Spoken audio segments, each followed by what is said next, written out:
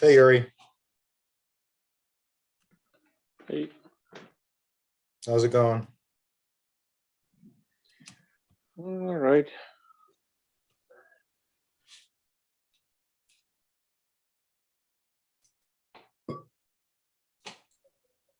Hello. Yeah. Hey, Manny. Hey, How's it going, man? good. How are you? Good, good. So we're just sort of waiting for Sujit, or let me see what I got here. Oh, we're all here. Ah, all right. That's me. Yeah. We're here and ready to go. So I guess we can just get started. Is there anyone who wants to bring anything up? I don't have anything too much. The only thing I guess I have is there was sort of the haystack stuff. That conference, I think Sujit, you brought that up, and I looked at a video, the video that you recommended, I think, on the e-commerce stuff. I think that was you, Sujit. Yeah, that was really cool because it really stitched together. I mean, it's from 2021, but it really stitched together a lot of what you've brought to these meetings in terms of search and your journey in the modern search world. And it helped me understand, even though it was product search specific, though, it really helped me understand the evolution. It was really to get a full understanding of using contrastive learning for your specific problem for neural search. It's interesting, right?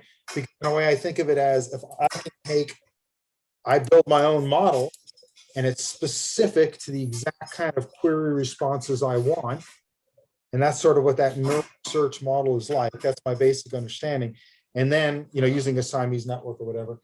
And then, but because, then there's like the pinecone stuff where you just can put any embeddings in there. I mean, you can just do an embedding similarity search, right? Right. Yeah. But that's really different in a sense than the neural search stuff, because that's where you're training your specific network for your specific similarity, right? Because it's all about similarity spaces, and you can really create a very bespoke similarity space with that. Yeah, and it basically doesn't work. I mean, if you just use third-party trained models, it doesn't work as well. So, yeah. Yeah, that was interesting. Very interesting. So thanks for that. Was that specific video shared? Or? I just looked at Haystack, the conference, but I didn't watch anything. Yeah, it must have been quite some time back because I don't actually remember details either. Here, let me post the title. Okay. I looked it up with chat. Yeah, so there's the name of the thing. That's where I looked up to get that. Yeah, the product search. Yeah, that was pretty good talk. Yeah. Oh, Simon Hughes. Okay. Okay. Right. Yeah, maybe that's the one you brought up, man. I don't know. Yeah. Yeah. That was really cool. Yeah, that's the talk I shared. Okay. It was pretty good. For you. Okay, cool. Yeah. You could see why I thought it was you, though, Sujit. Yeah. It goes up. If you've seen it, it goes over like, a ton of stuff you've brought up in calls. So. No, Simon Hughes has been working for quite a while on vector search, at least like 2-3 years now. So, yeah. Well, I think that's that's all I've got in NLP. I didn't have time to follow through on a bunch of other things. But, does someone have anything they want to ask the group or get off their chest or share of anything? Just blurt it out. Yeah, I got nothing this week, actually. I think Yuri shared about the Microsoft Research Summit. It happened, this week. I don't know whether you shared it, Yuri. I attended only like, the search and recommendations track, and that I actually took a bunch of notes and screenshots as well.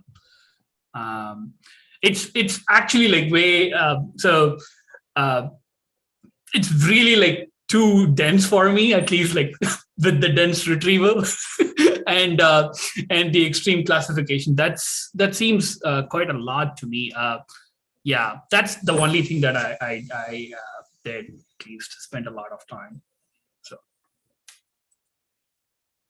Do you know if they recorded it?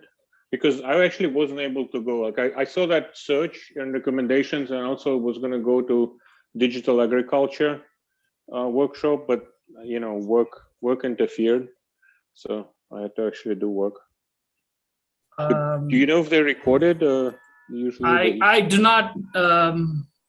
No, I'm not really sure. You know what? I can't actually like.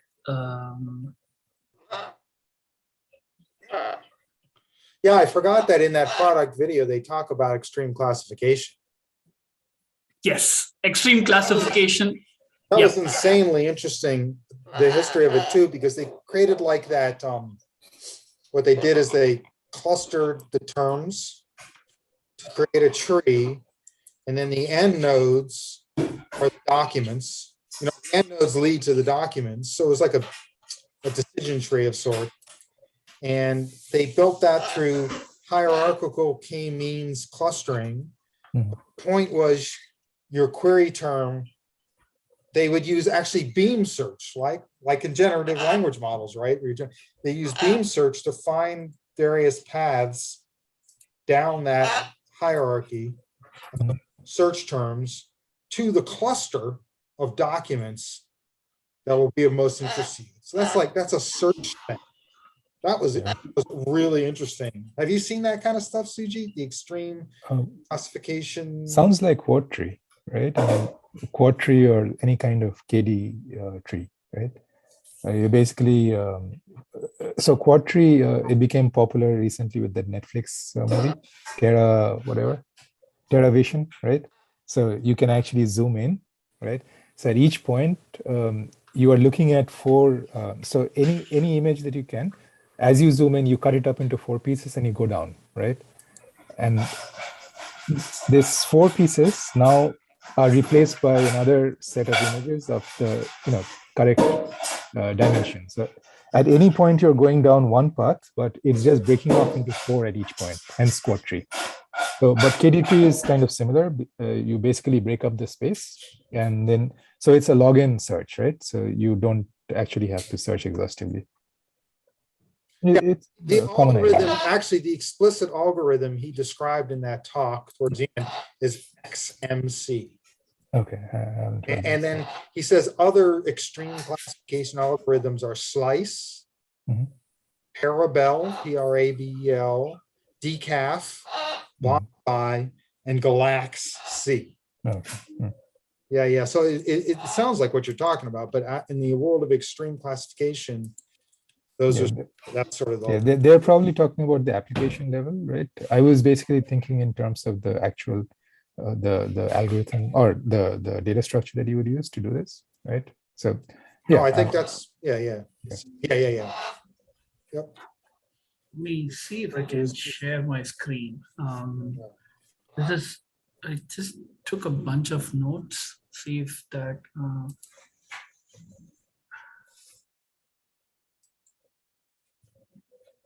Can you see my screen? Yes. So this was the track that I participated. Specifically, there are like 2 keynotes provided. One is the universal search recommendation, and in the extreme classification, and mainly like they were actually like I just captured all those things. So the universal search recommendations covered like why it gives me a broad overview because I was mostly in the classic IR space, which is like spent most of my working time in solar and BM25 world, and that's why I asked in the last meeting, like, what is this dense retrieval and stuff, vector search, and this actually like this particular talk actually like kind of what is Microsoft's vision about like having universal search and recommendations for across all these things.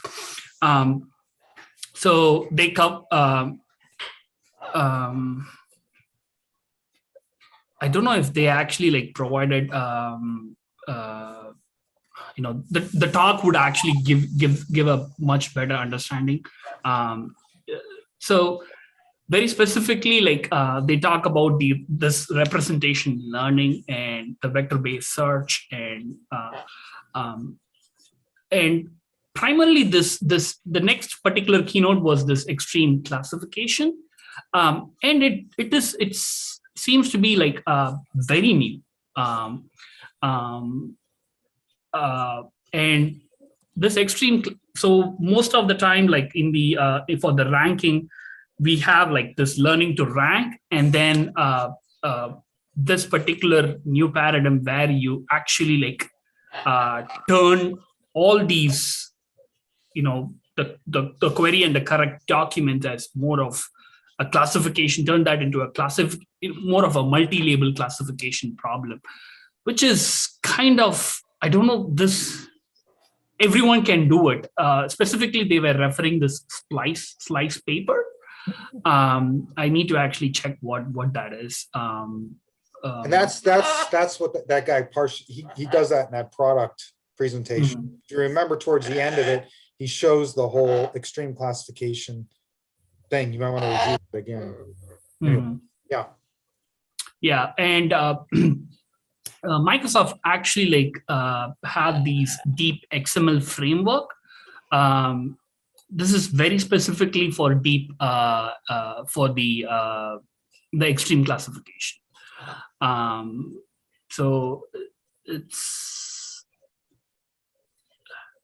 So is it like, the topic modeling kind of deal where, you basically decompose a document into like a small vector, like maybe 50, rank 50 maybe, and then you try to do vector search? Is it like that? Something like that? Because that's, so when he's talking about multi-label classification, he's probably talking not a very large number of classes, right? And then no, actually, it's very large. It's huge, dude. It's amazingly huge. It's crazy. Okay. Yeah, this is why it's kind of, I don't know, like not whether I have like, I was skeptical about, can everyone able to do this, at scale? That is the kind of things that, because at Microsoft, like there is like, SharePoint search, Outlook search. So they have these types of like products which need this. That's why I was like not sure whether everyone has. Hey Manny, let me share real quick before I show Sujit and Yuri real quick the part of the video that is the extreme classification stuff. If you guys don't mind, is that okay? Yeah, let me stop sharing. Share. I'm gonna share. Okay, here we go. There's the video. Maybe I'll make it full screen for everyone. Can you guys see that? Yeah. Yes. Okay. I hope you can hear it.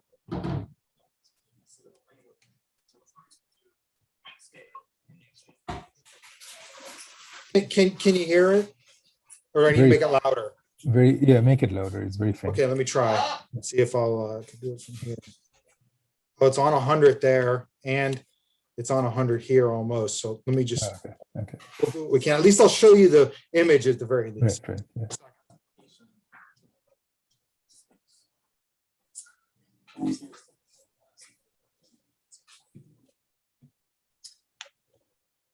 There you go.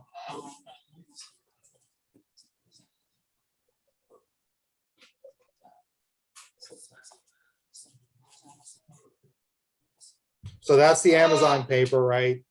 And this is how you do it. This is what I was talking about. Manny, does that seem familiar to you? Can you guys hear me okay? Mm-hmm. Yeah, so these are terms. Anyway, this is the part where so look at the ranking. The ranking is not vector, right? No. So match products are then sorted by the classifier confidence scores for the match labels. That's interesting. Okay. Yeah, this is the heart of the. This is what I think. This is the heart of what started the extreme classification. So if you want to understand what people mean by extreme classification, trying to understand this, but then there's newer algorithms, and I posted all of them that he mentions. Okay. Can I play a teeny bit more, or is that just enough to give you a little context? Okay. Yeah, this is good, but yeah, you can. Well, I'll just post the URL. Yeah, yeah, probably, yeah, better, yeah. Okay, back to you, Manny. So what is this conference you took these notes from? It's the Microsoft Research Summit, or it's specifically for the. Let me just paste this link here.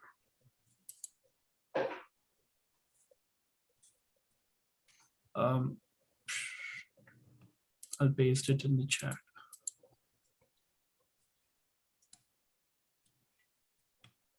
Okay. Yeah.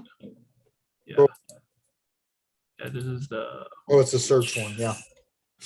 Well, I think it's a general research kind of conference in of Microsoft.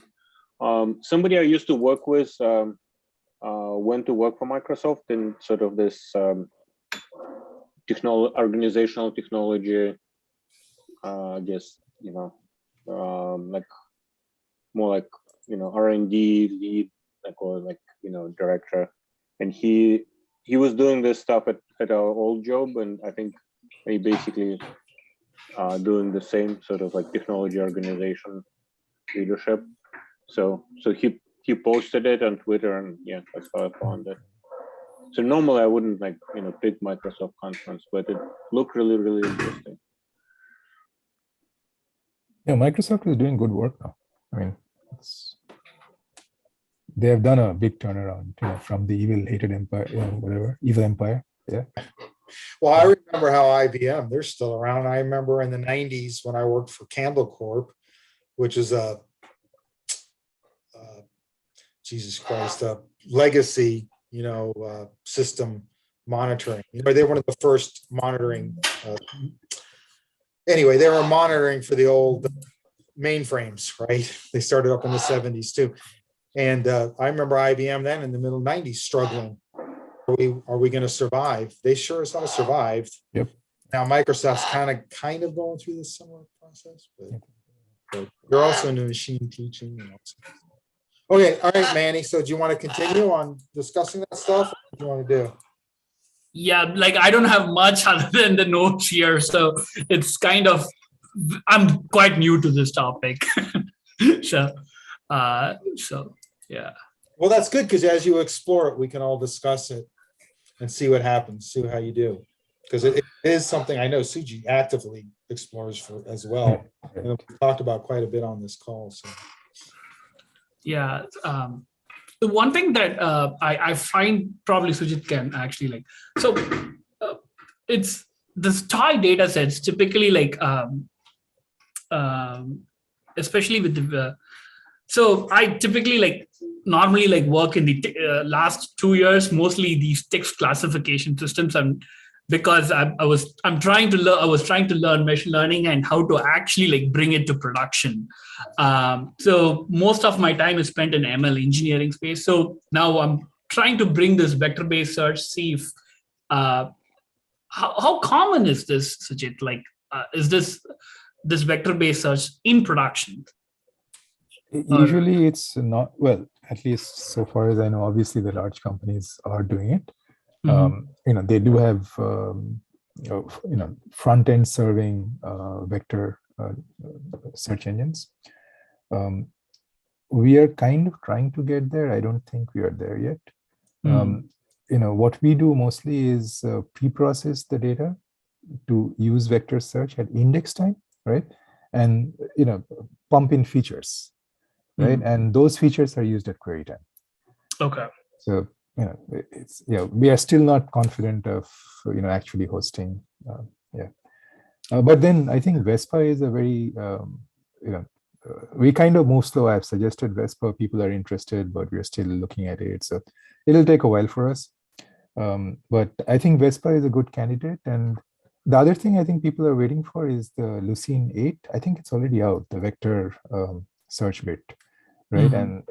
And I think people are waiting for it to go into Elasticsearch and Solr because they're more comfortable with those, and they don't want to really move. Given the choice, they won't move, right? So and I totally get that. but I haven't seen any implementation out of Solr and Elasticsearch yet. So I'm using Vespa. I'm telling people in the organization, they're showing interest, but that's about it. How about the community? I mean, I know I felt Vespa is kind of this leading the pack. There is this compared to this rest of, I see Gina, Milvus, VV8, and also these Pinecone, especially great content from Pinecone. I definitely wanted to explore more, but I feel like Vespa is kind of leading the pack, but not sure about the community adoption. It's Vespa has a high bar, but they are actually moving towards more, trying to lower the bar. They have this new Vespa CLI now, which does a lot of, provides, high level, single line commands. Previously, it used to be Docker commands that you had to use, and it's Docker, and then you go in and do the internal thing and so forth, right? Now it's all CLI. It's high level command based, so it's easier, I think. But it is a more complex thing, right? Configuration is a little more complex than Solr, for instance, or Elasticsearch. So, okay. But there's benefits, so you kind of trade off there. Okay. I said for Pinecone's kind of like on the opposite end of that spectrum, right, Suji? Yeah. They're like. Yeah, I don't know. I mean, if Pinecone might be a good thing for us as well. We are, in certain cases, we are moving to the, we were moving to the hosted version of Elasticsearch, right? Which didn't give us any flexibility, but just like a, dump your data, start searching it, right? So, yeah. Yeah. Manny, what's your company again? What's the sort of context of the search problem? Yeah, I work for Red Hat. And primarily two specific areas that I work on is the search platform across all digital properties of Red Hat. For customers, partners, and the and other internal like developers as well. That is one area, and then support automation use cases. Support routing based on language, specialty, and also like categorization of cases. So these are the common use cases that I use at Red Hat, and primarily the thing that I'm interested in is when they submit problems such as like where you have all these error messages and error patterns. It's very hard to actually like use extract the right pattern. It's mostly right now it's rule based, where like regular expressions are, because the domain experts know how to actually like look at the error pattern that is posted by the customers, and bringing that domain expertise into a reusable form, such as like, okay, if the next time occurs, can we able to actually like extract that pattern and associate this knowledge content with it? So that is actually like it's very hard to scale it. That's the part which I'm I don't know. Right now there are challenges in terms of like scale, doing it at scale, how to actually combine domain expertise, and also that's really hard. So, in the old days, that's like a knowledge-based problem. In the new days, it's like a squad Q&A problem, or I don't know what. I mean, how do we frame that, guys? Just like we've done with my bird is so needy right now. How do we frame that? Like this, like we can see the evolution of search, right, over time to where we are now. but what about with this knowledge base sort of thing? What is the evolution? I mean, I get bits and pieces of it, like the question, the deep learning model for question answer, right? The fact extraction kind of stuff, sort of, and now you can do some of that kind of fact extraction type of stuff using deep learning as well. But you know, how do we frame that, you know, and then explore it, right? Because that's what you're trying to do, Manny, right? You're trying to sort of frame the history of this problem, which is a problem. It's not a new problem, right? And it's not an uncommon problem, especially when you're selling technical products. How do other people solve those problems? Does anyone have any thoughts or experiences on that in general? I have seen 2 cases where they've used, one in the legal domain, one in the engineering domain. For both, one is legal search, one is engineering search, where they use entity detection, right? So similar to your patterns where you use regular expressions. So, you know, because the regular expressions can, or it's not, you know, flexible enough because there can be so many patterns. So we have been trying, or actually in these 2 cases, they have put it in, you know, it's beyond just trying. It's, I don't know if it's production yet, but it's, you know, further along than just a proof of concept. So basically they're identifying entities and then using entity patterns, right, to basically do their thing. And so, you know, your entity patterns need not always be, you know, respect order, right? It can be like a bag of entities, right? Just taking, really, it's regex with parts of speech, you know, it's grammar rules with entities, and then maybe some alternative looser approaches. We'll call that the syntactic approach, sort of, right? Kind of, yes. So there's, you know, one thing we did when we were doing the modern slavery stuff early on was clustering of sentences, right? So, Manny, I don't know if these are help requests, support requests, or emails, but you could break them into sentences, do sentence encoders, and then you could, as an exploratory process, you could then cluster those. And what we did is we used UMAP to reduce it, and then what was the algorithm again, CG? I can't remember, but it's a UMAP, and then we use DB scan. DB scan. Thank you, Yuri. DB. Those sentence encoder with UMAP to 2 dimensions and using DB scan to cluster it was just a killer app. I mean, it really created, and then we visualized the clusters, and then so we were trying to identify different types of statements about slavery supply chains, corporations that are required to do it. But you could take all of your service requests, or a lot of them, because you can really scale with this now easily on your laptop even, and then cluster those, and you'd see groupings of types of problems. Now you could use that like Sujit for that grammar search engine and try to help you come up with better rules, right? Or you could use that with some human intervention to create training sets, and you might be able to train a sentence classifier. Okay. That's just, I'm just making all this up, inventing it. That's one approach. That's more of a, you know, a training based classifier approach. And if you have 100 requests that are really high valuable, or 1,000, and you can fairly easily get a training set, that might be interesting, right? Because you could then, once you have them applied to different problem types or whatever, right? So you've got sentence level problem type classification.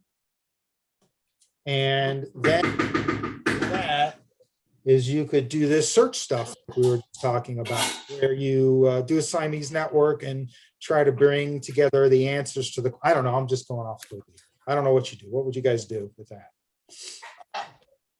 You could find, you know, some. I mean, you have labeled, right, Sujit? If you have labeled the problem and the, anyway. Yeah, well, Siamese networks would give you like consecutive sentences. You could say that, you know, they're similar. I'm thinking of like discourse. So a lot of times when you're trying to, and you know, this was just a paper we covered last week in a internal thing. So they were talking of topic segmentation, right? You take a article, right? And you basically, the idea was to do a unsupervised kind of approach. So you take consecutive sentences as, you know, you basically assume that they're lexically cohesive. and you train a network to, learn that, right? And then using that, even though, you are also going across topic breaks in your training set, but because they are fewer, the other ones kind of overwhelm it. And so you will actually see, dips in the lexical cohesiveness across, across the topics, right? So I don't know if that maybe, the clustering idea kind of reminds me of that, right? So you can probably use something like that, but not clear on how exactly. Yeah. So at the moment, like we're starting with just see if starting with proof of concept, start with Spacey, because right now scaling is the main problem. Like not everyone was able to write regular expressions and write it correctly. So see if we can use Spacey's entity ruler or in that direction. Just trying to build proof of concept and see if go from there. Entity ruler, yeah, that's Yuri's used it, I think. Yeah.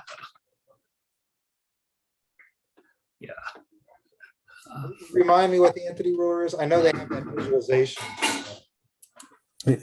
Yeah, okay, go for it. Yeah. So, or I can, or yeah, go for it. Yeah. So it's basically creating patterns. You get more room to create patterns than regular expressions, and you can also include entity types and part of speech and whatnot, right? So it's kind of similar to the Odinson query API, but in code. Yeah. That's the first thing that occurred to me when this problem came to me. Like, why are we not using Spacey's entity ruler and instead writing regular expression? Because that would be much, at least, easier for these engineers to write rather than regular expression. And yeah. Yeah, I mean, if you have those and you end up have a high degree of accuracy, and maybe you have low recall, then you're pretty close to a training set. Yeah, that would be much easier to actually generate. That's why, like, any because at least like in typical organizations, they are typically skeptical about ML when you bring ML to this space. So so always like I try to start with these. Start with the rule-based system, but use a rule-based system to generate the training data and show quick value, and then probably then switch to ML. That's how I actually brought this text classification for SBR for the specialty routing and categorization. Always starting with the rule. Yep, and that's exactly what I'm in the middle of on my end with doing content types for our editorial or page types for our website stuff. And the thing is that I'll probably end up using them both, because the rules, the rules are pretty accurate, but the recall is not so good. Like to find all the product pages on these sites, right? And so we're getting like maybe half of them, and then so I'm trying to do I haven't been able to work on it for a while, but I'm actually using Google's Vertex, their managed service, new managed service for deep neural network classification. Okay. I got about halfway through that exercise, but my guess is that Manny will probably end up keeping the rules-based thing in place and then running the classifier, and then to add recall, adding things in there. So, but that's exactly, to me, that's the total corporate pattern, dude, all the way. The rules, classification. That totally makes sense, though. Yeah. Because they're like, they'll understand recall once they see the results from the rules and what they're not getting. That's for sure. Yeah, that's the You then you asked me to actually show how I'm using Snorkel for the. Do you want me to share? I can share it real quick. See if I can share my screen. Unfortunately, I cannot share this notebook. I will just share what totally. you can see my screen here. This was actually like the data set actually was, they were actually, the domain experts were doing it like, this is the support case, and, they were manually like doing it in spreadsheet. So I had some initial like domain rules that are available to me. So, these are the like the different categories that we have for a specific type of product. So if you look at it, let's see, this is my label data. One second. Yeah. So this is what I use, the labeling functions, and all I have to do is like pass the data frame and specifically like convert that rules into different functions. And abstain is very super useful, that it is least confident on, like, not to actually like try to abstain from labeling it. So in fact, I feel so for each of those rules, I just converted that into labeling functions. So yeah, those are simple keyword rules mostly, right? Yeah, these are like, that's what I'm saying. These are all like keyword based heuristics. Yeah, that's typical of Snorkel. That's how I've right. And this was an alternate. I think like there was one idea that I wanted to try was using this Hugging Face zero shot classification. That is one idea that I wanted to try using Snorkel. See if we can able to actually generate some cheap labels using the zero shot classification. That is one thing that I wanted to try. And also whether if, that's the part. So you'd prompt it with like, is this a satellite problem? Yep. Is this a satellite problem? And then you'd give whether it this whether the customer is specifying if it is a syncing issue. So most of them are, so once you have these labeling functions, use this. This is where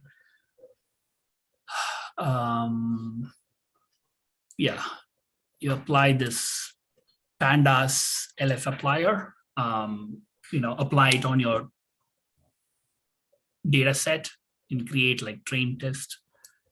And we can able to see the performance of the individual labeling functions. This was actually like this is the part I was missing in the rules, like how effective your rule is, right? It can actually trigger a lot of false positives. So this is actually a nice way to actually even, before implementing the rule, you can write the labeling function, convert that rule into labeling function and see how much really like it's a bad keyword, that way, like I can actually like even inform the domain experts this was really bad because it's actually like giving this much false positive. So even we rejected keywords from the domain experts. So that was actually like because previously we had no way of actually saying which one is a good keyword, which one is really bad. That is also one useful way. So this gives this nice coverage, overlap, and conflict. And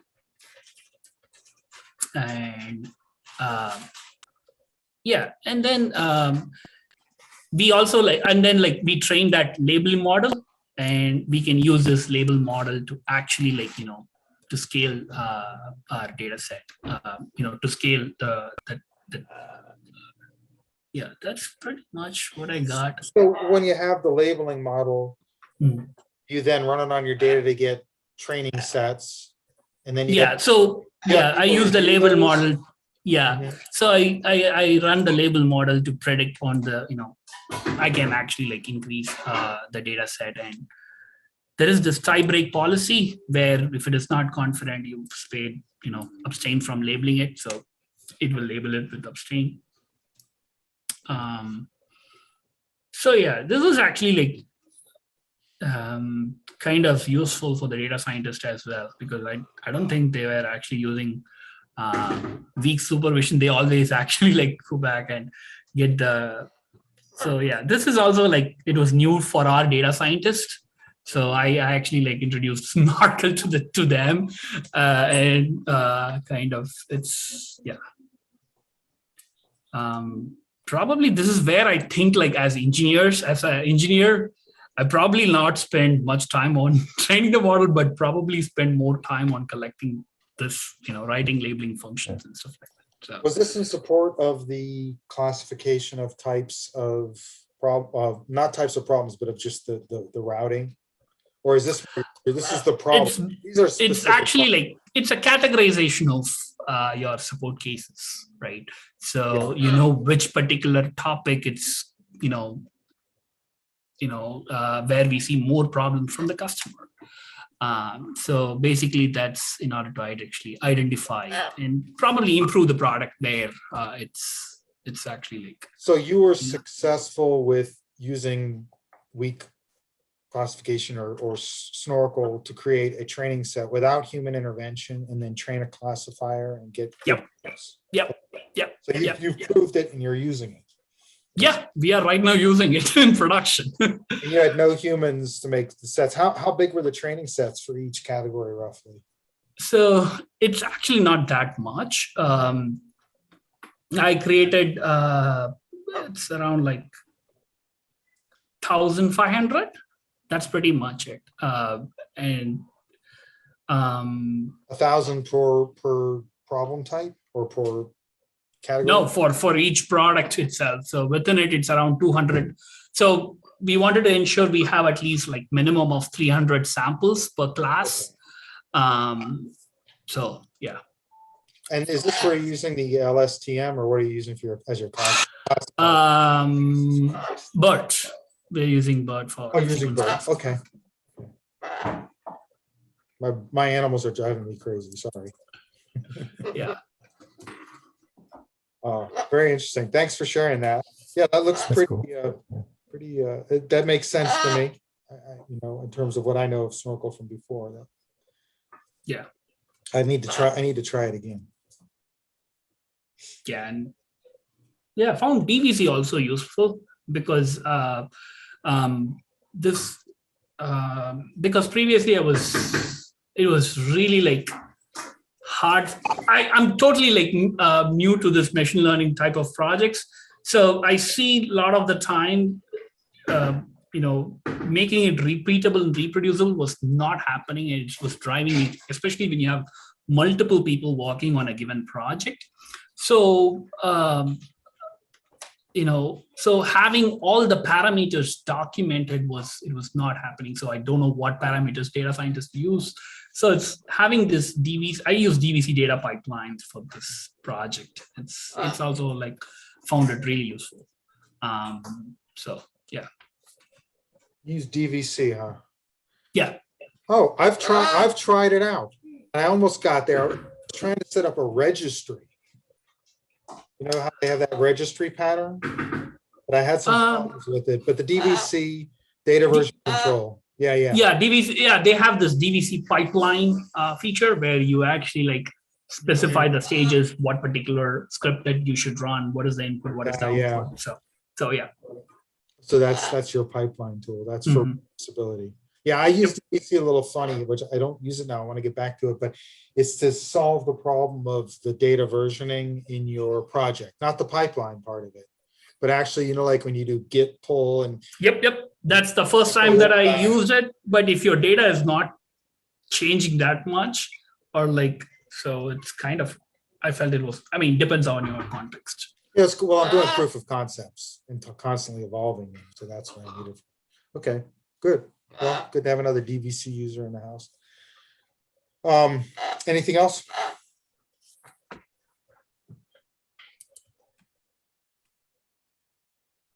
All right. Well, let's see if we're going to wrap it up, or Yuri, you have anything you want to discuss or ask or do or talk about? Yeah, no, so I don't have any exciting work. I've been, running scripts on Databricks. It's not very exciting, but somebody has to do it once in a while. So This is your time series crop yeah, prediction stuff. yeah. It looks like I'm gonna be done soon, but I don't know. It's I guess it builds character, reading somebody else's code and changing it. You're spoiled, man. You're spoiled. I think all of us on this call are spoiled because we're always doing new things. Anything else? So I saw one interesting news. I don't know if you guys seen this. So Hugging Face and a bunch of people started this project called Big Science, and they released another. It's not GPT. It's not strictly GPT equivalent, but I think it's like GPT-2. I think it's based on T5. I think they call it T0. But it's like another network. I think it's. I'm not sure. I'm not sure if it's actually just generative or they do other tasks. But that was like an interesting completely new network. You're talking. It's called Big Science. Is the project? Yeah, they started. Yeah, they started this project called Big Science. Let me find it.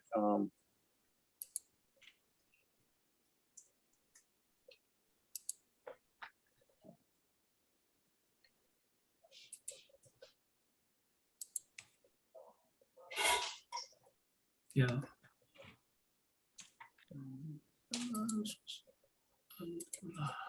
This is virtually ungoogleable. Big Science. Yeah, this is the tweet that introduced all this paper. Right? I just posted in the chat. Thank you. Yeah, that's. I think that's the one. Yeah, it's a zero-shot task. Yeah. But so because we were looking for alternatives for GPT-3, so that's another one that we might look at once I go back to NLP. So this is available obviously through Hugging Face. TOPP. That's the. Let me see. Yeah. Interesting. Yeah, that's the model, right? Top. What is that? Oh, what is that Greek? Oh, I think it's 0. it's got a dot in the middle of it, man. They're using Really? the symbol. Okay. Yeah. Okay. Oh no, the slash. This is old style. No, see a dot. It's a dot. If you go to the paper. Maybe. well, no. If you go to the anyway, if you go here, check it out. T0. That's the name. Yeah. Of the Yeah, But it's not really a It's- 0. They're doing something. it funny is 'cause 0. Yeah, it's got How a do I dot. pronounce that? T0. Yeah. And P stands for because plus. 0 shot. Ah, duh. Yeah, this is like when you had COBOL and you had to fill in by hand. So 0 and O had to be distinguished, right? So you used to make this slice in the middle of the 0. Yeah, that's funny. Maybe it's sort of a nod to that. There's also I still do that once in a while. Yeah. Okay. There you go. that's funny. I never knew that. I know that some countries they use a slash across. Oh, that's a different character though, right? Oh, Especially okay. Scandinavian countries, like Thor Heyerdahl, right? The guy who crossed the Atlantic on a reed boat. He has that thing in its middle of his. Yeah. There's also some people with a 7. They do a little slash. A little. Oh, I do that too. Maybe it's an Indian thing. So who knows? I think it's yeah, I do the 7 with the slash also. Yeah. So I think it's outside of US. I think so. Yeah. Well, no, yeah, no, that's not a US thing. It's Right. it's the rest of the world, man. Yeah, could be. Yeah. Next week, so I'm doing a thing on, so we do paper readings, right? So when I posted this, the data augmentation approaches, it's like a 50-page paper. So next week I can talk about it. This week I don't have anything. Right. Oh, looking forward to it, Sujit. Yeah, I need absolutely. it. I need the data augmentation approaches because that is the main thing that this week supervision and data augmentation Right, approaches really definitely interest me. So Cool. yeah, All right, guys. I really I wish wanna- I have search guild kind of things that you do at your company, but yeah. All Cool. right. Yeah, cool. Thank you, folks. Sure, All right. sure, absolutely. Same here. All right, thanks. Hey, guys, well, I guess that's it. Anything else before we? Nope, I think that's it. All right, thanks, guys. Oh, sorry Cool. about my All bird. right. I'll talk to you all soon. All right. Bye. Bye.